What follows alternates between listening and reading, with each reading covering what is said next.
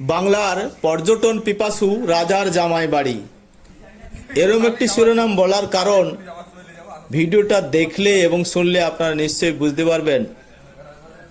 তো কথা হচ্ছে, লোকায়িত অতীত সংস্কৃতি ও স্থাপত্য কানে কানে যেন ইতিহাসেরই গল্প বলতে চায়। তাই আমরা এখন পশ্চিমবঙ্গের পূর্ব মেদিনীপুরের মহিষাদলের রামবাগে সেই পুরানো ঐতিহ্য দেখতে দেখতে সেই ইতিহাসেরই গল্প করব। সময়টা ৭৬-এর মনন্তর, না সময়টা ৭৬-এর মনন্তর নয়, সেই সময় যে ঘটনা ঘটেছিল, মানুষের অনাহার ও অপুষ্টিতে বাংলা বিহার এলাকায় যে দুর্ভিক্ষ ঘটেছিল এবং প্রায় ১.৫ কোটি মানুষ মারা গেছিল, তাকেই ৭৬-এর মনন্তর বলে ডাকা হয়। সময়টা বাংলার ১১৭৬ সাল, ইংরাজির ১৭৬৯ খ্রিস্টাব্দ। ইংরেজরা তখন পলাশী আর বক্সারের যুদ্ধ শেষ করে, অর্থাৎ পলাশী আর বক্সারের যুদ্ধ জয় করে বাংলা বিহার উড়িষ্যায় বেশ জাঁকিয়ে বসেছে অর্থে দেয়ানি সনদ লাভ করে তৎকালীন মোগল সম্রাট দ্বিতীয় শাহ আলমের কাছ থেকে খাজনা আদায়ের দেয়ানি সনদ লাভ করে এতদের এলাকায় দুর্বিষহ অত্যাচার করে খাজনা আদায়ের পন্থা অবলম্বন করেছিল এবং সেই সময় দুর্ভিক্ষ হয়েছিল, যা ১১৭৬ সালে তাকেই ৭৬-এর মনন্তর বলা হয়। তৎকালীন রাজা, মহিষাদলের রাজা আনন্দলাল উপাধ্যায় ছিলেন মহিষাদলের রাজা। উনি এই দুর্ভিক্ষের বছরেই মারা যান। পরবর্তীকালে রাজ্যভার সামলান রাজার রানী জানকী দেবী অত্যন্ত বুদ্ধিমতী ও ধর্মপরায়ণা ছিলেন। তাই তিনি সেই সময় বেশ কয়েকটি মন্দির এবং স্থাপত্য নির্মাণ করেন। তার মধ্যে উল্লেখযোগ্য গোপালজির মন্দির, জানকীনাথের মন্দির, রামবাগের রামজিউ মন্দির। গোপালজির মন্দির রাজবাড়ি চত্বরে অবস্থিত, জানকীনাথের মন্দির নন্দীগ্রামে অবস্থিত এবং বর্তমানে আমরা যেখানে আছি রামবাগের রামজিউ মন্দির। তো এই রামজিউর মন্দিরটি হলো ১৭১০ শতাব্দে স্থাপিত। মন্দিরের ফলকে লক্ষ্য করলে দেখা যায়, মন্দিরের ফলকটি যদিও অস্পষ্ট, তো লক্ষ্য করলে দেখা যায় সেখানে লেখা আছে ১৭১০ শতাব্দ। ১৭১০ শতাব্দ অর্থাৎ ১৭১০ যুক্ত ৭৮, ১৭৮৮ খ্রিস্টাব্দ। মন্দিরটি দৈর্ঘ্য প্রস্থে প্রায় সমান, ৪০ ফুট ৩৯ ফুটের মতো এবং উচ্চতা প্রায় ৬০ ফুট। মন্দিরের ভেতরে জগন্নাথ, বলরাম, সুভদ্রা, রাম, লক্ষ্মণ, সীতা ও হনুমানজির বিগ্রহ আছে। মন্দিরের সামনে, মন্দির প্রাঙ্গণে পঞ্চানন্দ শিবের মন্দির আছে।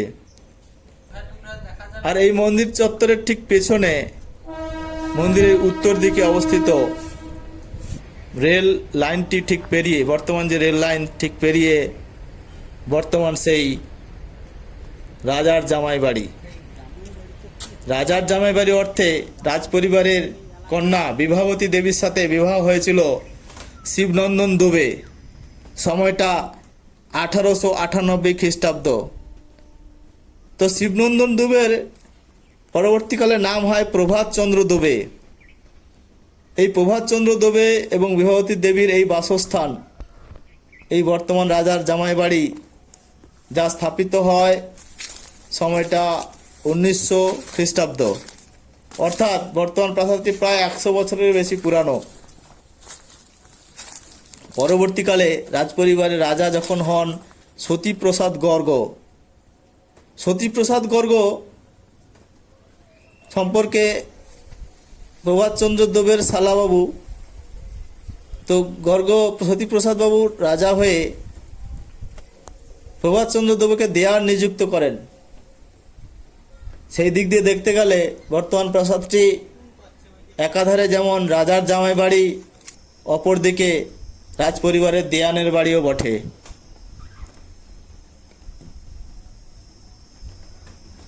বর্তমান বাড়িটি অযত্নে জঙ্গলাকীর্ণ এবং অনতিদূরে পরিখা, গড়খাই, অর্থাৎ অতীতে জমিদার এবং রাজারা গড়খাই বিশিষ্ট পরিখার মধ্যে বসবাস করতেন।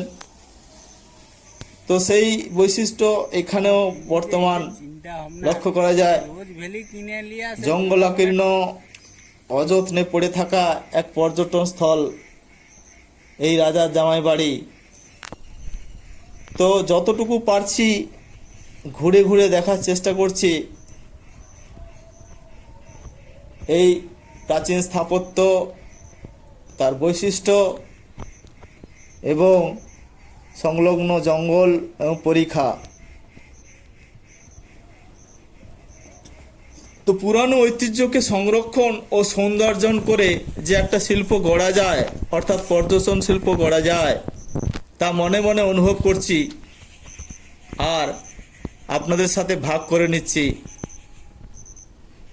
তো এখন